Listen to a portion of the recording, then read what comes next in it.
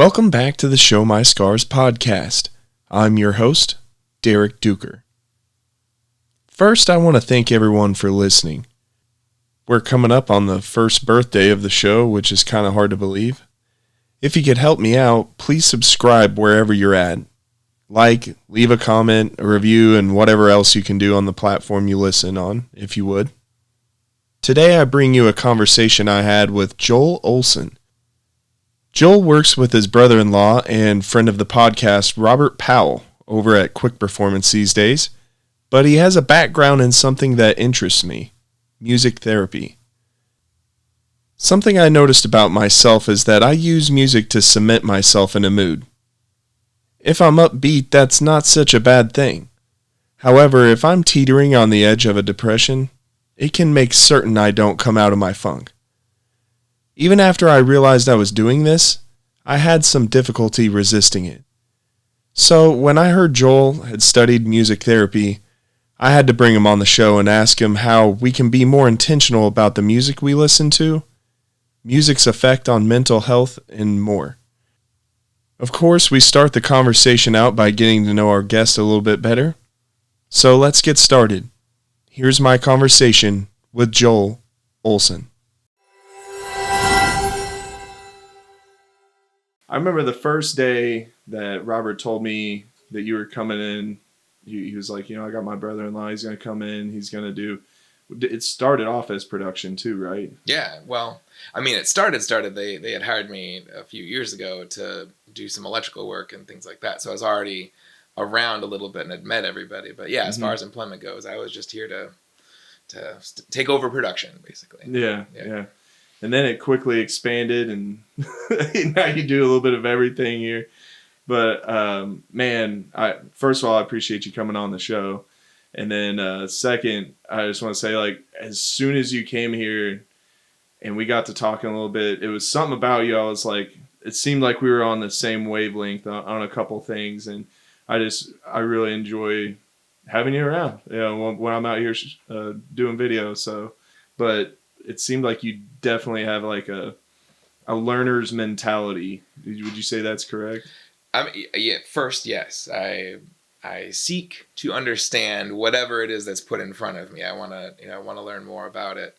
I'm realizing, I don't know if it's an age thing or whatever, but as I get older, I'm more selective about the things I choose to throw my energy into as far as learning. But I still definitely have that desire for sure. And I will say part of that too, and part of, the having you around too, is that I get curious learning about the people around me as well. And so in that, just as a byproduct of that, it's been fun getting to know you and realize the extent of your interest in the things that you're taking on right now. It's impressive that you're doing this, that you're taking the time to do this kind of thing. So I appreciate that, man, because it's been something that I've had in the back of my mind, and not necessarily like this specific show, but for some reason, ever since I was a little kid, it was like me and my brother were running around in the front yard shooting what would eventually become YouTube videos, essentially. But yeah, we used to, just for fun, create content and burn them onto DVDs, and we were the only ones that had them. And then every once in a while, we'd break one out for a friend, like, hey, you should see this video we shot the other day. And then we'd show them, and they'd laugh and be like, so is this on something? And we're like, no, we just did that for fun. And as I've gotten involved more in my own mental health, it kind of, something clicked when I was searching for my purpose. And it's like, what would you do that you enjoy enough that, like, if money weren't an object, you'd be doing it anyway? And it was this. I know that you've been active especially in local politics, which is something that I admire a lot, because a lot of people go out, they'll vote for the presidential election, but they'll not show up for the locals, which impact you more almost, or probably do for a fact. So what led to you getting involved in local politics, and is that something that you wanted to do or you felt compelled to do? It's funny to try to think back because it's been a few years now, but my family, so my wife and I and our older son moved to Marshfield from Springfield. We realized we wanted some land, some space for, you know, a little boy to run around, that kind of thing. And we like the small town feel. And Emily has a relative who teaches at the school district, and so had that sort of inside feel of the community. But growing up where I grew up in a dairy farming community, and these people, like, their livelihood depends on one another, because if somebody gets hurt, you count on your neighbors to fill in for you. And so I feel like a kind of an internal need to try to build that, to try to have that. And I felt like what a way to meet my neighbors would be to try to engage with them in what it is that they are needing, what interests are, you know, aren't met, what things are important to them. And while not historically particularly politically involved, I think that it's hard to point to any one thing, but I just became more interested in this affects people, and this is a thing that I felt, again, that, like, going back to what we were saying about, I became curious and I wanted to learn more about it. I honestly don't remember the original exchange, but there was a woman who was a member of Webster County Democratic Central Committee, and she invited me to a meeting, and it was their reorganization meeting, which is where they appoint the executive committee.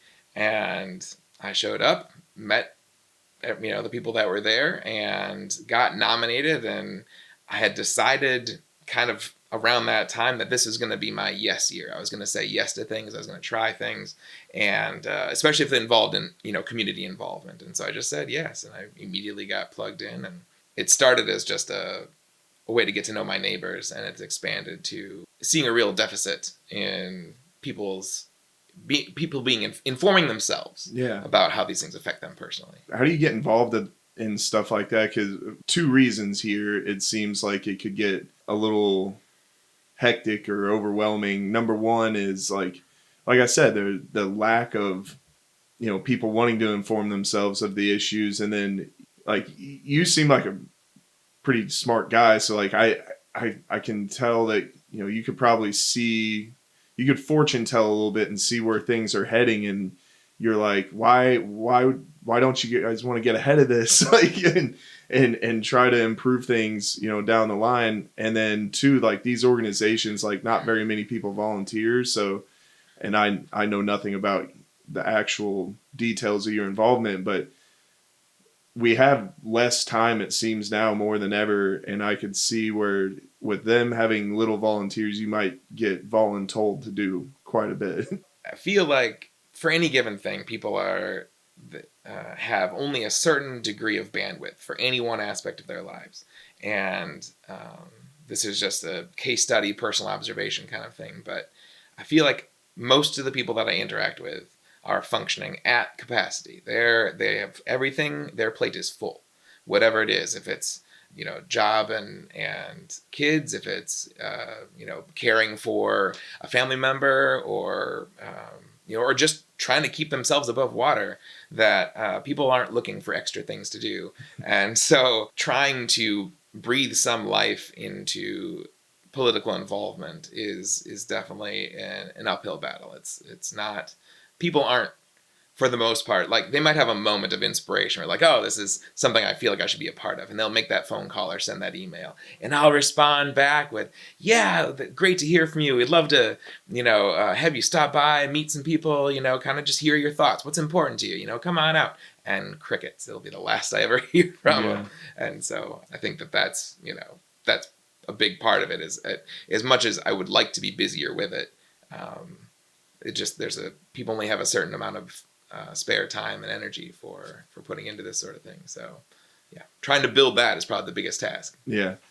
But it's got to give you some sort of a good feeling to know that you're actually doing something. You know, all of us, especially in the recent years, all of us have openly complained about the way things are, but very few actually put in the elbow grease to try to clean all this up. Do you get like some validation or a little spark of purpose, or, you know, some good feelings out of your involvement? Yeah, people are generally thankful. I think politics in general is you're picking people that you want to manifest the things you want to see happen.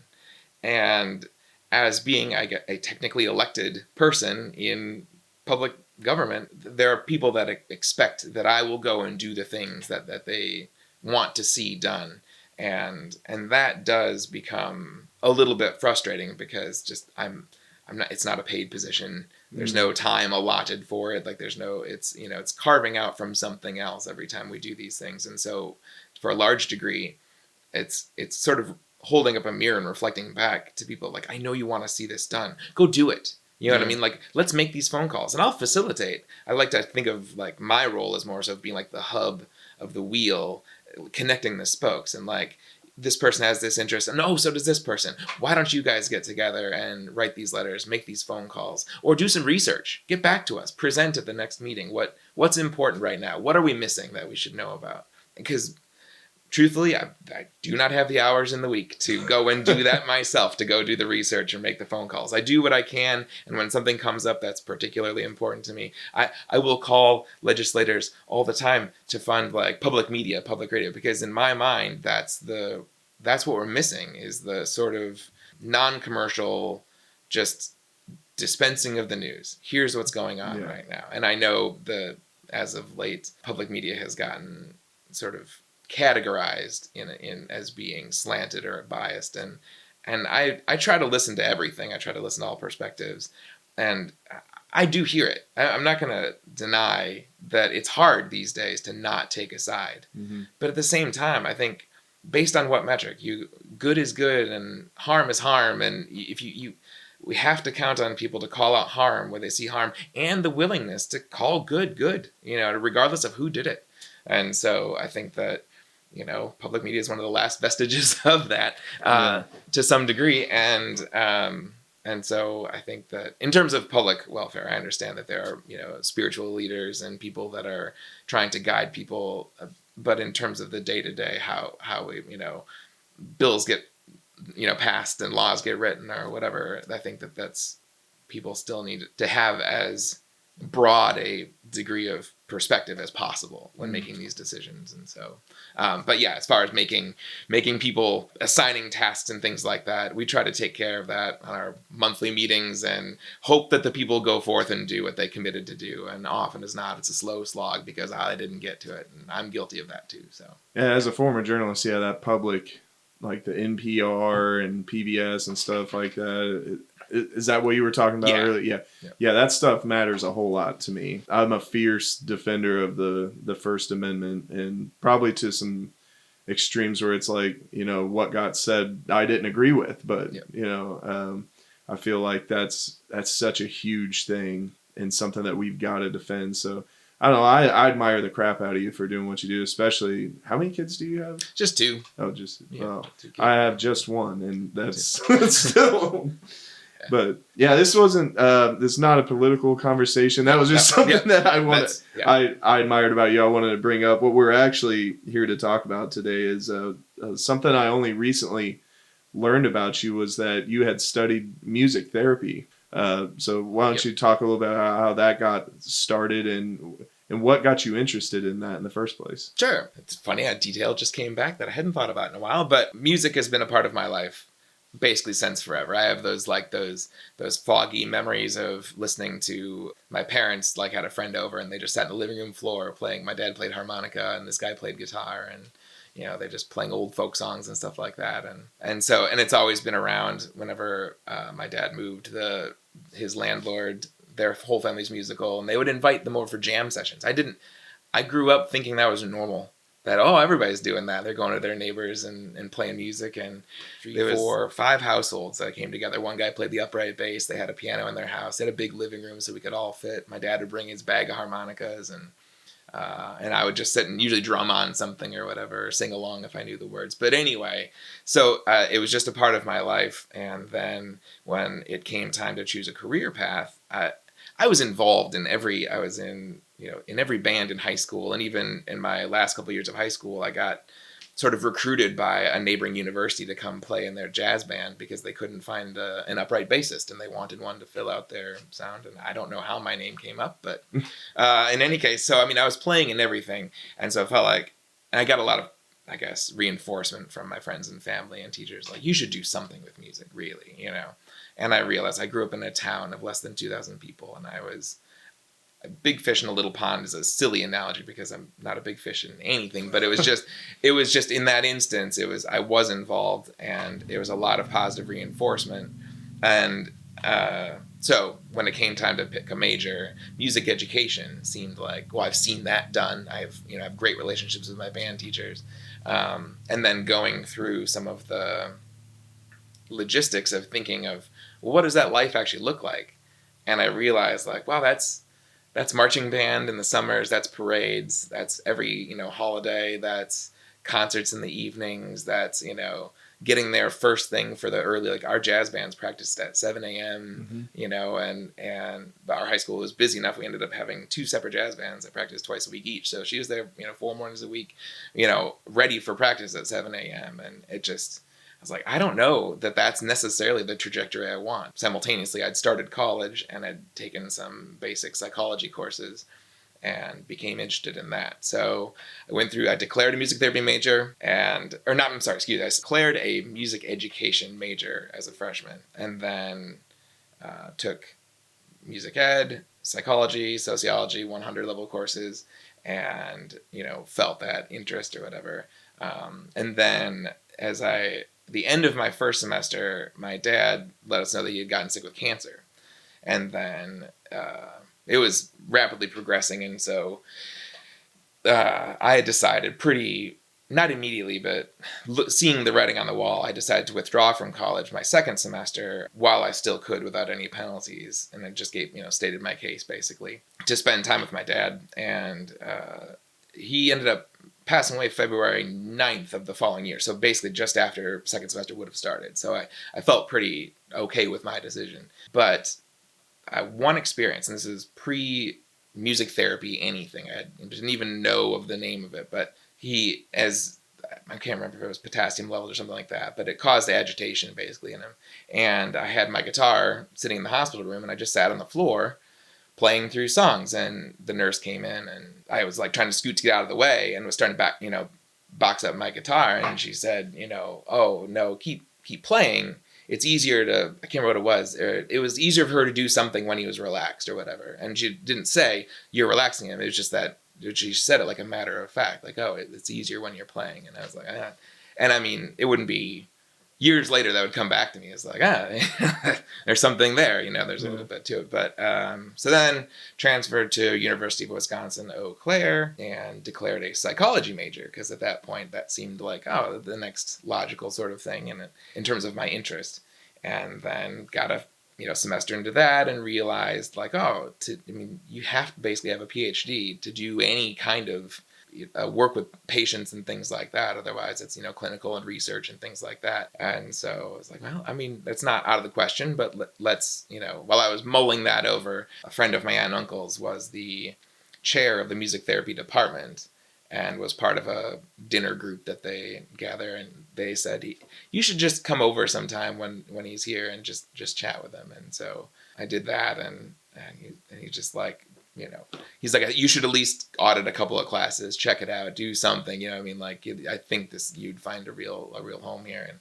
And so I did. And then it was he and one other core staff member that taught the core coursework of music therapy at Eau Claire. And he ended up leaving. So it left her in charge of all of the counseling, all of the coursework, and it was just like, this program is taking a nosedive. And I recognized, like, I'm not going to come out of this with a great education. And another friend of mine was just like, I toured this school when I was out in Oregon on, I think, National Guard tour or something like that. I'm going to go out there and audition. You should too. And so we loaded up my Subaru that following winter, basically, over holiday break, scheduled our auditions for I think to the day before and after each other, and drove out and auditioned, and they were like, yeah, you're a shoo-in. Of course, I realize now they're trying to build their program at universities. But it was very reinforcing to be like, yes, this is where you should be. And so then I continued my coursework there in Oregon, and that's how that all came to be. As far as my education goes, it was a lot of pieces that sort of fit in a very convenient way, I guess, serendipitous, if you will. It's funny how some stuff just works out like that. And yeah, I'm the type of guy, whenever stuff just starts falling into place, I don't know. Some people aren't spiritual, but and I'm not even saying this is necessarily a spiritual feeling, but for some reason I'm just like, this must mean I'm supposed to do this. So like because stuff doesn't just fall into place most of the time. But listening to you talk about like those early jam session days, man, I'm envious of that, because growing up, music was such a huge thing for me, and I'm not sure. I think part of it was like when my mom would drive anywhere and a song come on that she loved, she would sing along. So now I'm one of those guys that driving around, I'm singing all the time. I've seen people next to me in traffic like watching me and laughing. I'm like, I just enjoy the show because I'm going to keep doing it. I can't not do this. And I remember some of the gifts that I remember the most is like for one birthday or Christmas, one or the other, I got a 6 CD changer, dual cassette tape. It wasn't even it was some cheapo thing from Walmart, but music was such a huge thing for me. And it's a part of my mental health journey, because one of the first times that I can remember, like whenever a therapist was asking me, like, do you remember when you first started having panic attacks? And I'm like, I don't know if this is it, but I have this very detailed memory of like laying down in my room one time and just like I was hyperventilating. I just shut all the lights off and I put on Pink Floyd and was listening to Time, and I think is the name of that song, and I forget what all, but I just put on Dark Side of the Moon and just laid there in the floor and eventually grounded myself, but didn't know that that's what I was doing.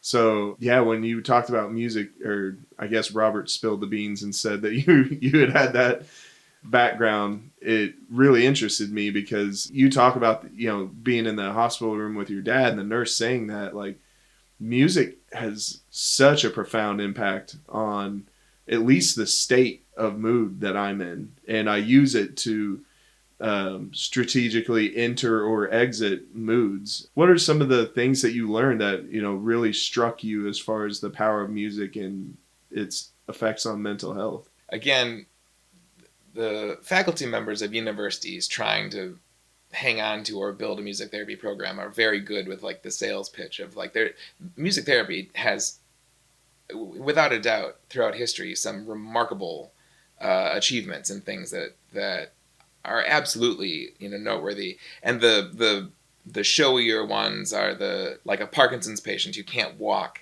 and then you put on a John Philip Sousa march, and then you get them to their feet, and they can time their steps to the beat of the march, and suddenly they can walk, not perfectly, but can walk when they previously could not. Of course, there are the breakthrough moments, where you're working simply with a nonverbal patient who can suddenly like hear something or connects to something and discovers that they can express through music. They have their expressive communications unlocked by being able to either compose music or compose lyrics or something like that, even though they don't have the ability to speak or sing it, that kind of thing. And so those things are I don't know, it's easy to put on a poster, but to make that impression on you, and it made an impression on me, like there's powerful stuff here. So first of all, and for anybody listening to this, and full disclosure, my coursework, like I finished my coursework in 06 or 07, I think, and then did my internship, which wrapped up, I want to say, I think that was 07.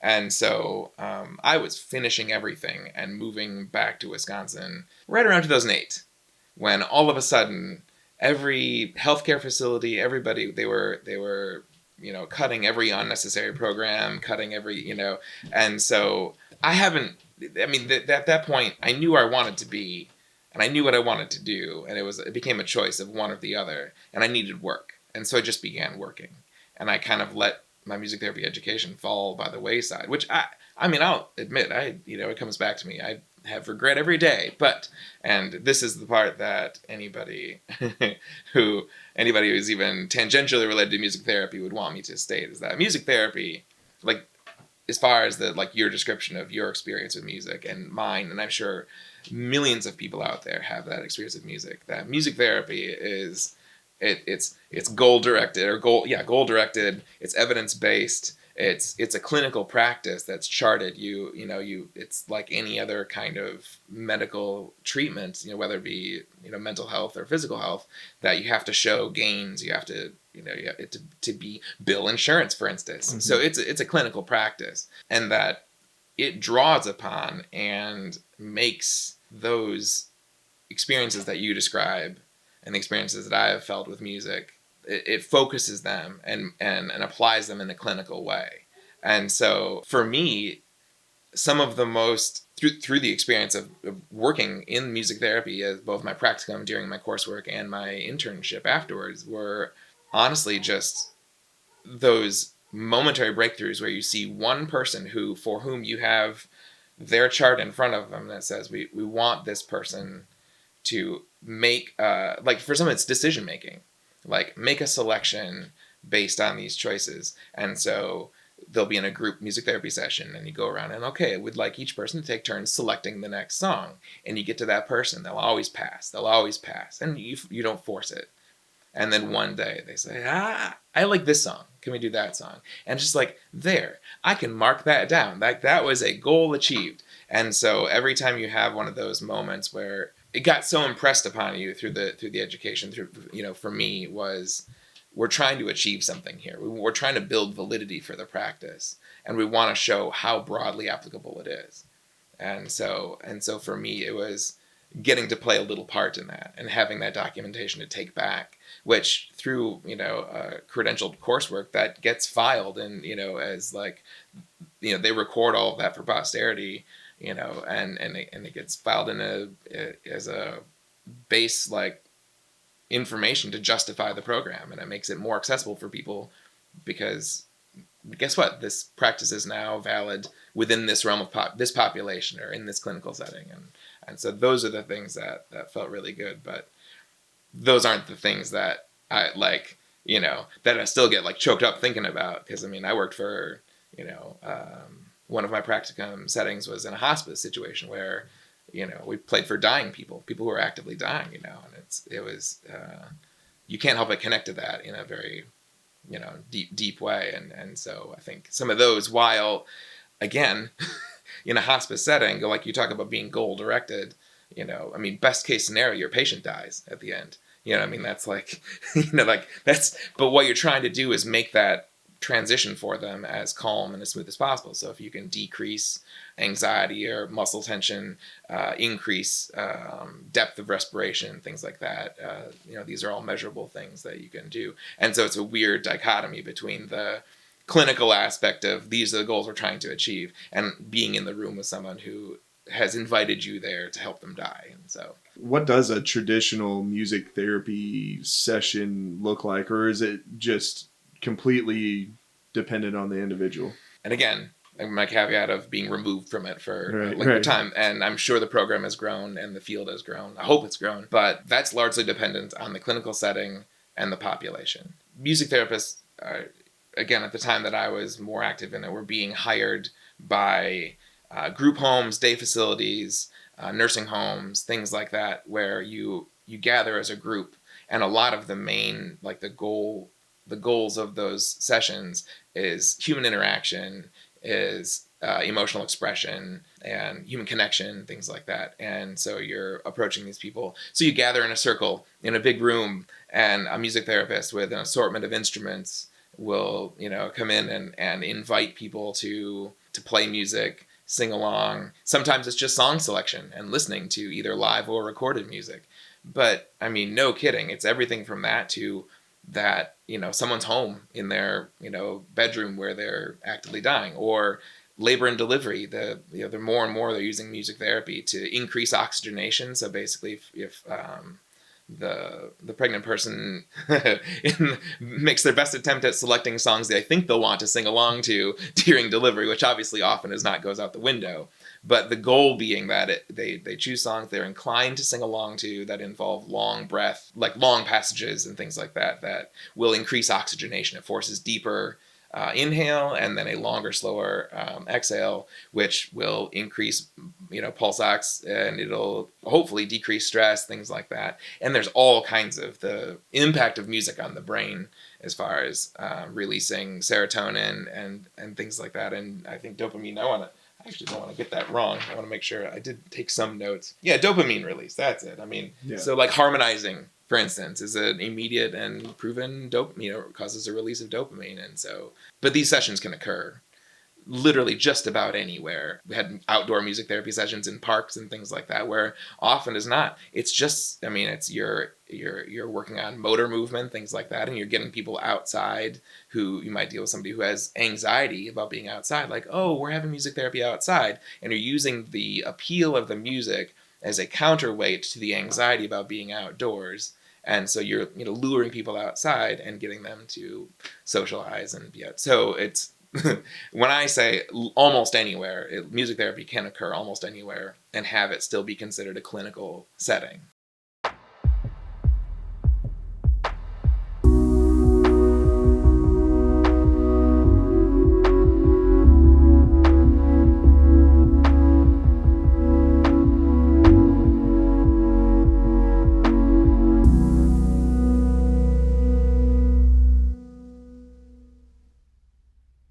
You have a business with top-notch products and services.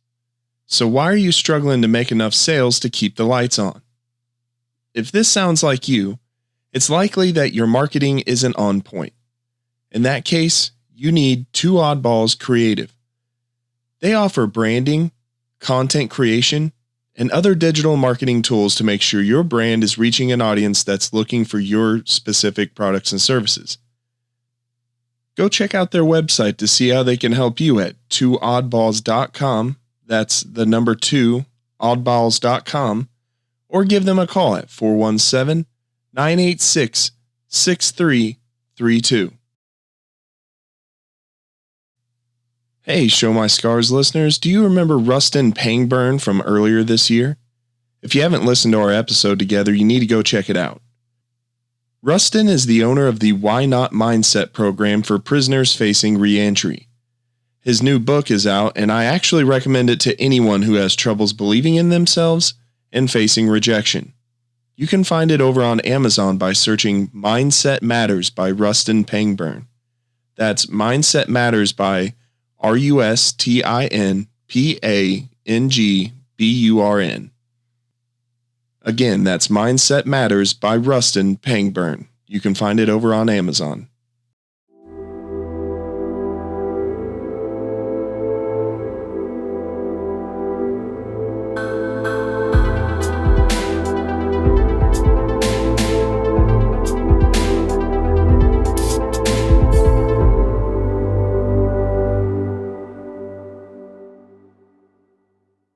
Yeah, I kind of use it like, obviously not a clinical application necessarily, but, and I'd never, again, before Robert even mentioned that you had this background, I'd never really, I may have heard of music therapy before, but I just noticed in myself, like when I'd be procrastinating at work or whatever, I would switch tracks and get to something else. And so here recently, especially working from home and not having someone to, joke around with or whatever, I have a hard time sometimes getting motivated if I just feel low energy or whatever. And so I've recently, and I listen to, people are going to laugh. You see the picture on my website of the whitest guy ever, but I'll put on like 80s hip hop and put it on the sound bar and turn the subwoofer on so the bass is like, I can actually feel it like vibrating against my body, and I will sit there and just like rap along to stuff and like just try to get my body moving around a little bit and like shift into, like, it helps me shift into like into deep work a little bit easier. Is that something that does that relate at all? Does that make any sense to you? Like, yeah, absolutely.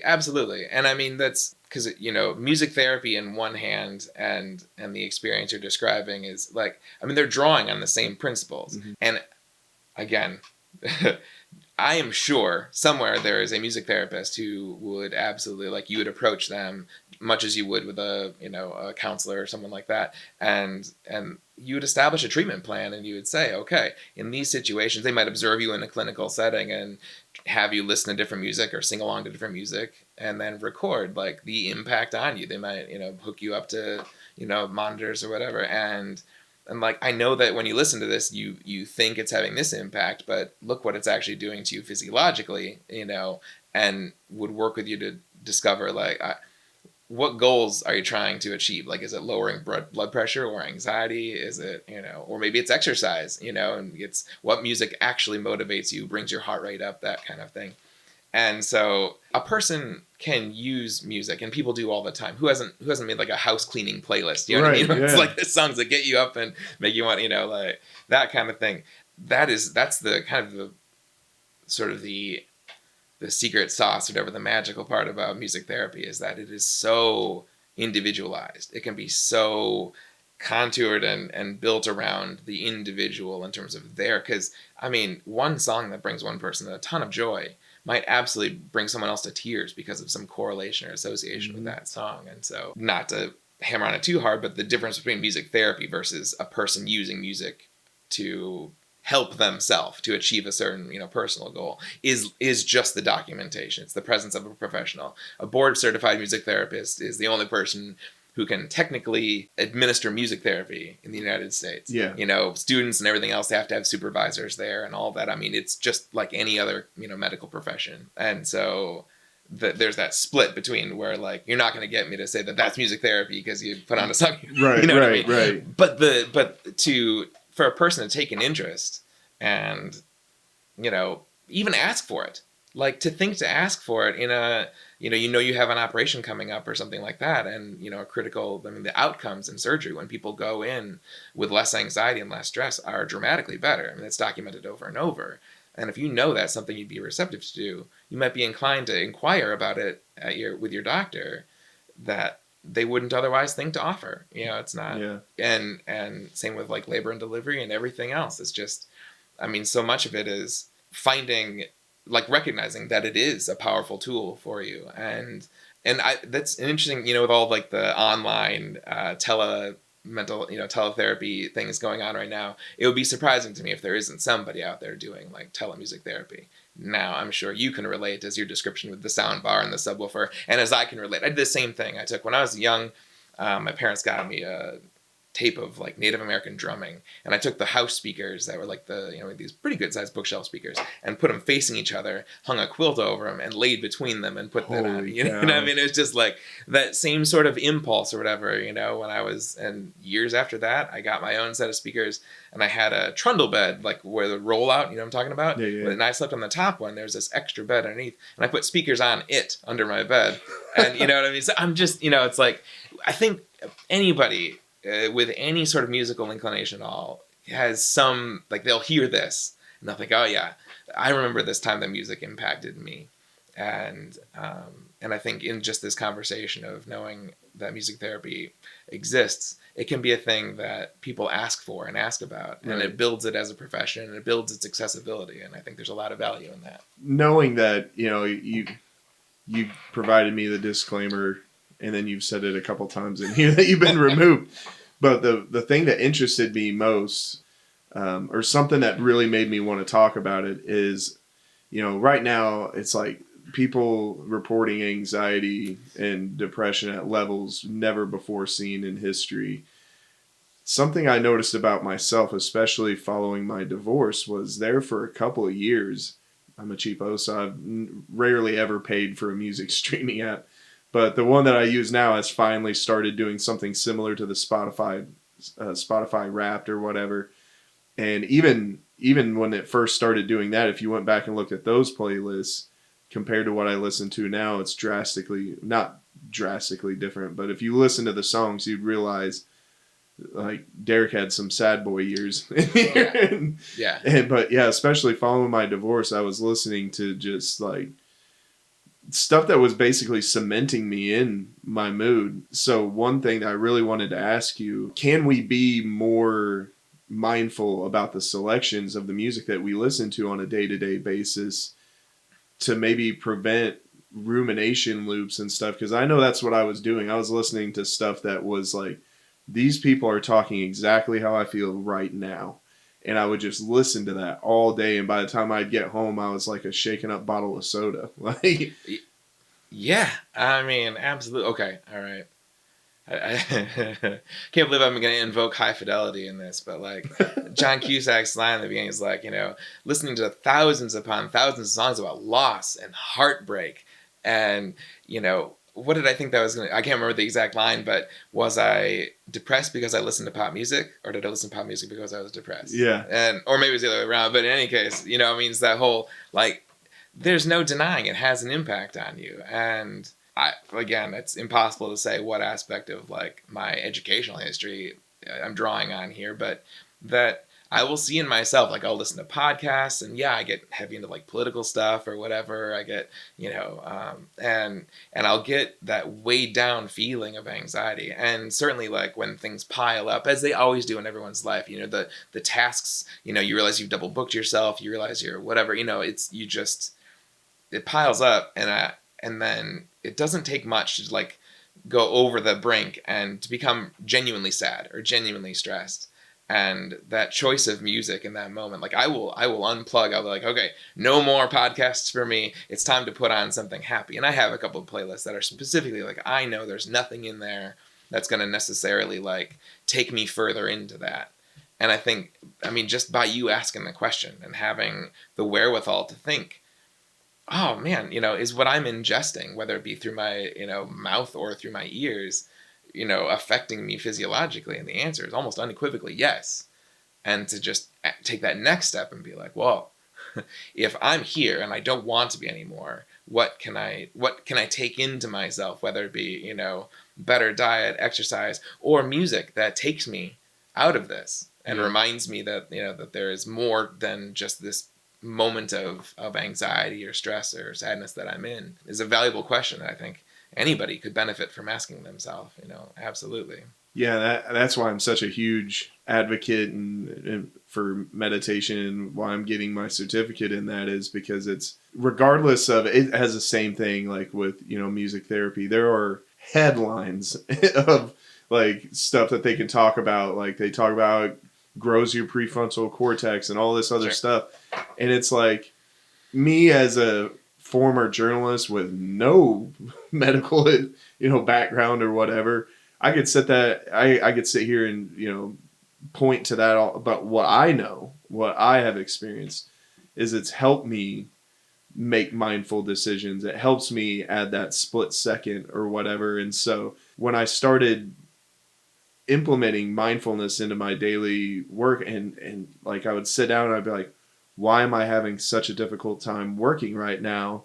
And then I hit, I put on some music or whatever and it picks up where I left off, and I'm like, well, this guy is talking about, his buddy dying and all that. I'm like, that's probably why. A little sidebar here.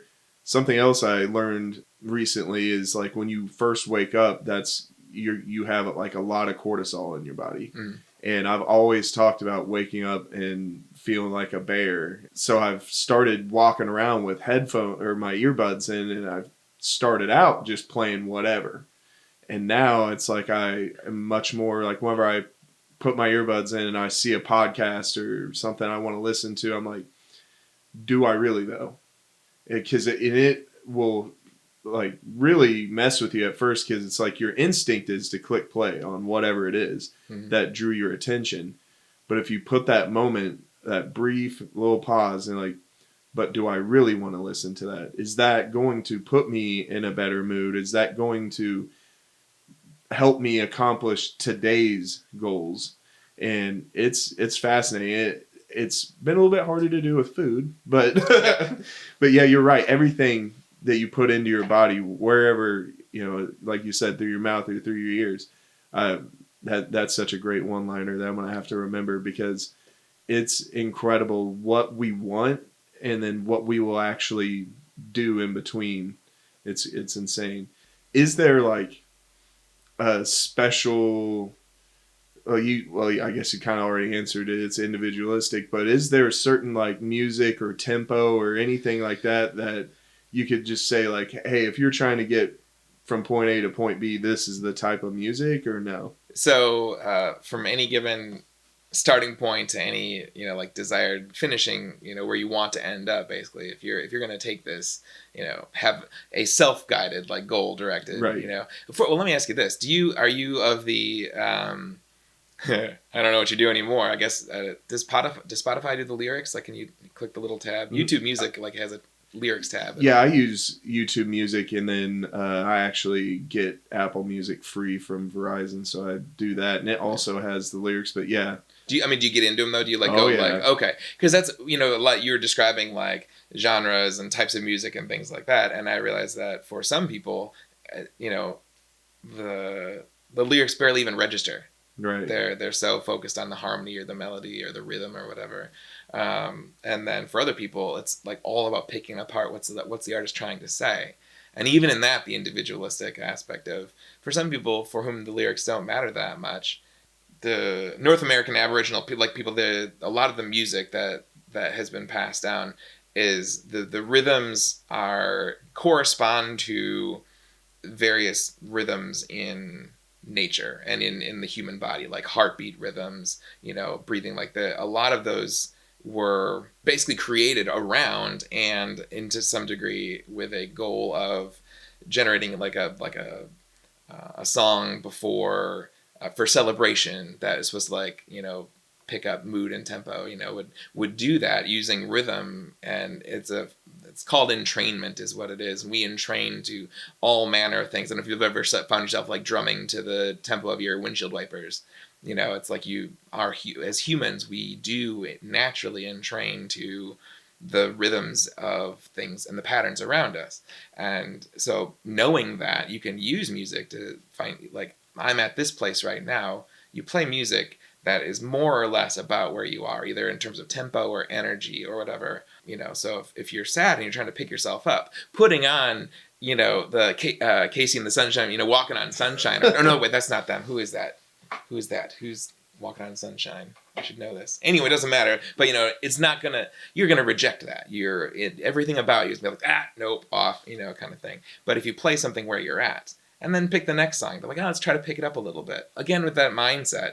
And, you say like, only good country or whatever. Yeah. I mean, that's a real thing. Like a personal, like just because, two people sitting next to each other, one loves a song and it totally picks them up. The next person, it's like fingernails on a chalkboard. Mm-hmm. So, when you like that, it's one of those, I'm not trying to be difficult, but it really is. I can't help but acknowledge that, so much of it is how you respond to the music. Mm. And again, in a clinical setting, that preliminary, like we'd establish a repertoire of what songs do you like, what songs, and what do you obviously overtly react to positively, which ones, tend to like help you relax, that kind of thing.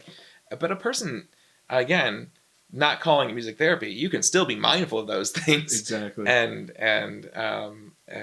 if you're a lyric oriented person, dig into the lyrics, do some lyric analysis, figure out why you connect to it. Yeah. And find out what that does to you, when you hear it, and try to pay close attention to where you were before you experienced that song, those lyrics or whatever, and then where you are afterwards. And, and do yourself a favor, and really, it's another tool that people Mm-hmm. use all the time. And like you're describing it, it's just, I think most people do that on a whim, like I'm putting, like they just put on whatever without really thinking about where it's taking them and what they're reinforcing. But again, asking that additional question, I think there's a lot of, benefit in that. Yeah, I love that question. That no one's ever asked me that before. But yeah, me and my brother will constantly like copy and paste. Like if I'm going through something in a day and so I'm really vibing with a song, I'll copy and paste like a section of the lyrics and just send it to him. No background whatsoever. No, don't tell him the title or the artist. And we play this game sometimes. Like, do you know what this is from? Like we're trying to like catch someone like off guard with like a late '90s rap song, and I don't know. I really, really looked forward to this conversation because, yeah, music plays such a huge part in my life, day-to-day life, and as I'm sure it does with everybody. But I did want to hit on that, yeah, if you're mindful about what it is that you're picking and choosing, that can make a huge difference on your mood throughout the day.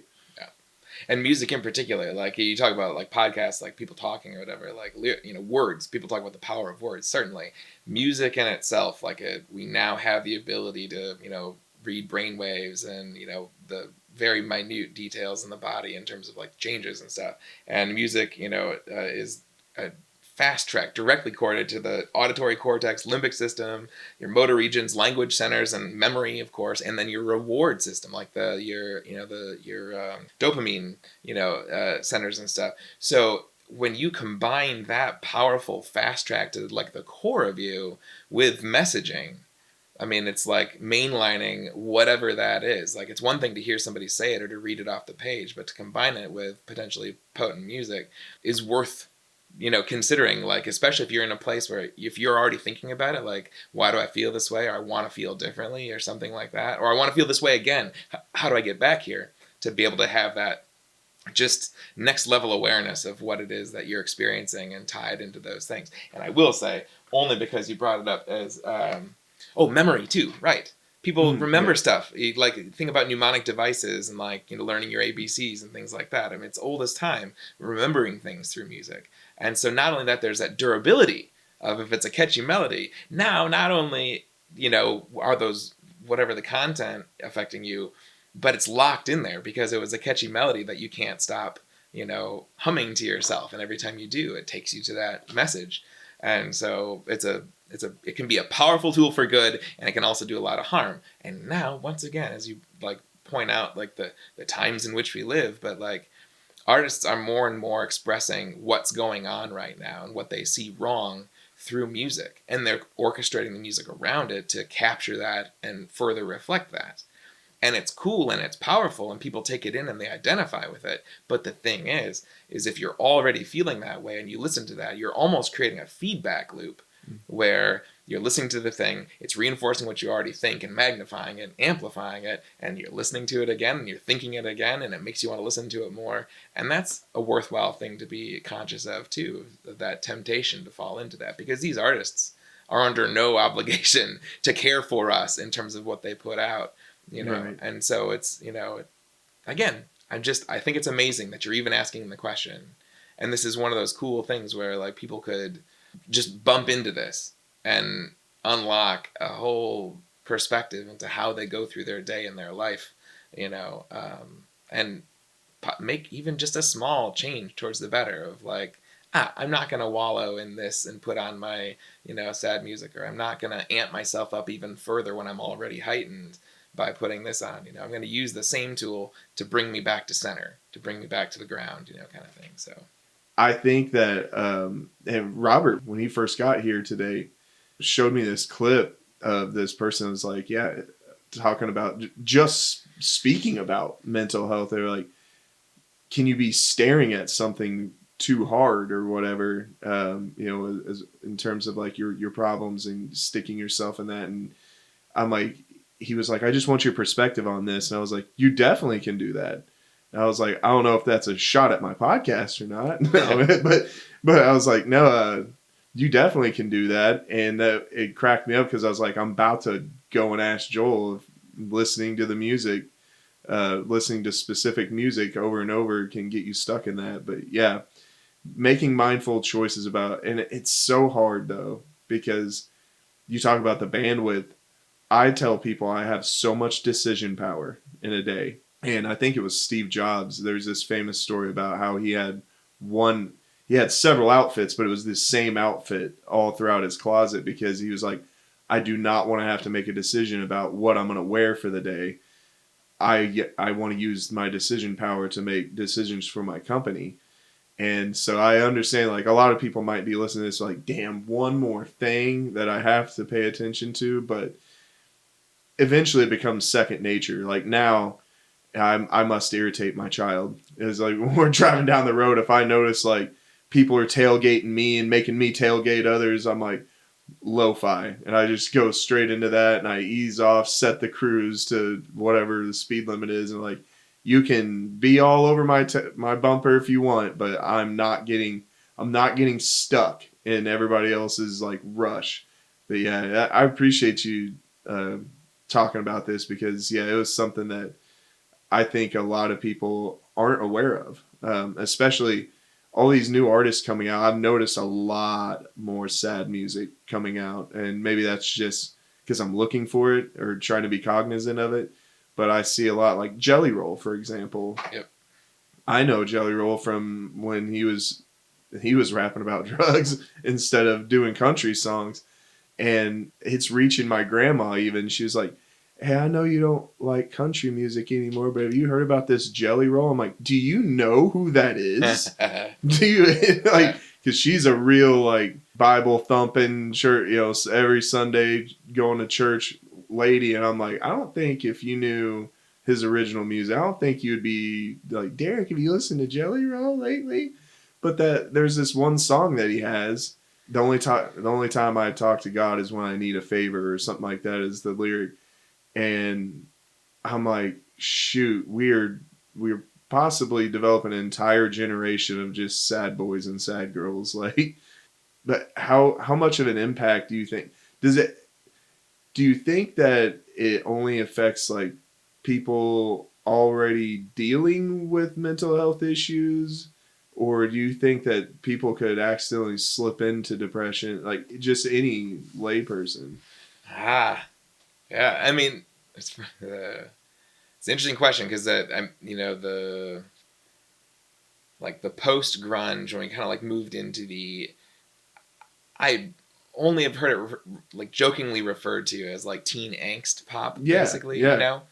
but that, we went through that whole generation of like teenagers identifying with this like teen angst, and it was kind of that sort of first generation of kids in suburbia kind of thing, that whole like, feeling, constricted by, I guess, comfort, honestly, is what it came to, that sort of thing. I mean, is, and that the instinct to like rebel or to like push away from something when it's hard to do when things are inherently kind of comfortable. And that music came to sort of reflect that. And so, I mean, as you point that out, it's interesting.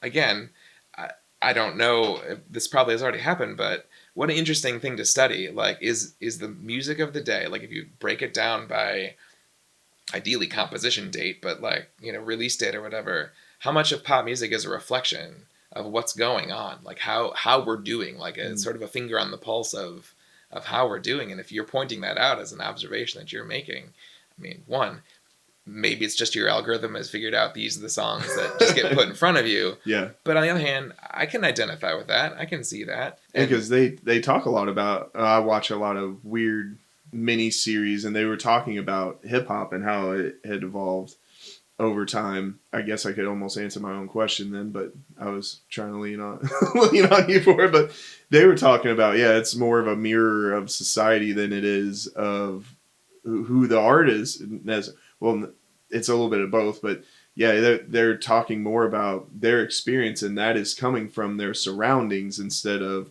they're cultivating their surroundings using their music. But yeah, when I think about like what was on when I was growing up, it was like My Chemical, like emo music came out, and then yeah, we were talking right before that it was punk music and in Rebellion, and so yeah, I've noticed that here recently. I was like, how the heck did Jelly Roll go from I was one of the only people who knew who he was to suddenly he's singing sad country music that I'm going to get in trouble for this. I just forgot her age, but like my 80-year-old grandmother is listening to. Yeah. I was like, holy smokes. Like, and maybe that's that, jumping genres to try to get more eyeballs or ears on his music. But yeah, it makes me wonder because, we've got bands called, and now I'm going to be called a boomer so fast now. The more I go on, the worse, bigger hole I'm digging myself. But there's the Suicide Boys and all this other stuff. And so I'm like, I don't know. But one of my journalism teachers told me they're like, every generation has something that they're pointing to. That's going to rot your brain.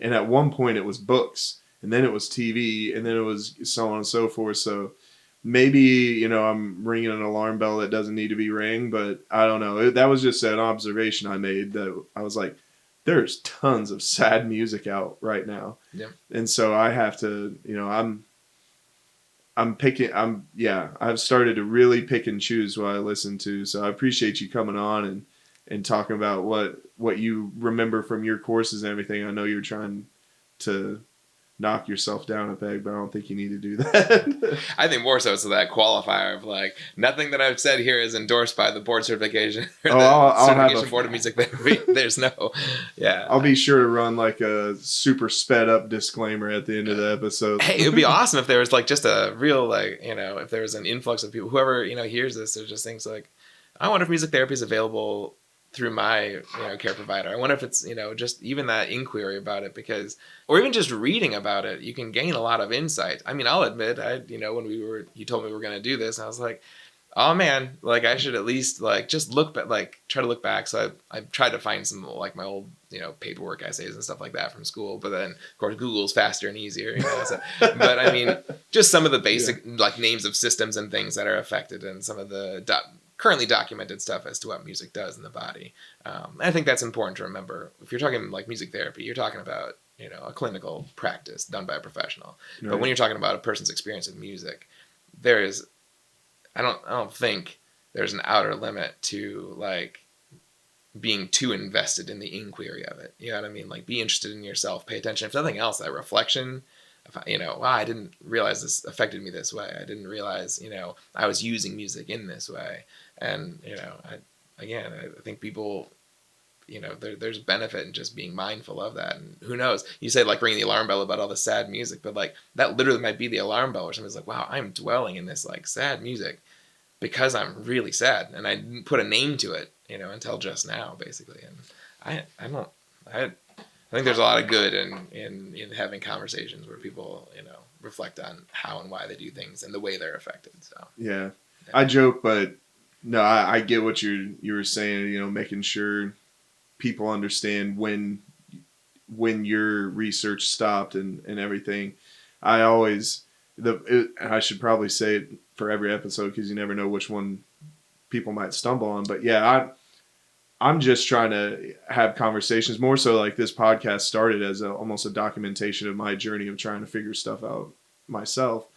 And but I felt like a lot of the questions I was asking, I was kind of ticked off other people hadn't asked before me, because yeah, it's, and I know it's because we're just only recently, you know, focused on mental health in this country. But yeah, I'm not a doctor. I don't, and even when I do get my meditation teaching certificate, as I'm even in the course, I get imposter syndrome, because I'm like, I've only been doing this for X amount of years, and the guy teaching this course has been doing it way longer than I have, and he has questions still. I'm like, what the hell do I know? But I do, yeah, like you say, I find that there's value in the conversation, because that's when kind of the first discoveries get made, is like that first question of like, why? Yeah. And I think too, being a dad, hearing what my daughter is listening to, and it's like, you know, I can be, you know, I don't think I'm an overprotective dad, but if I hear,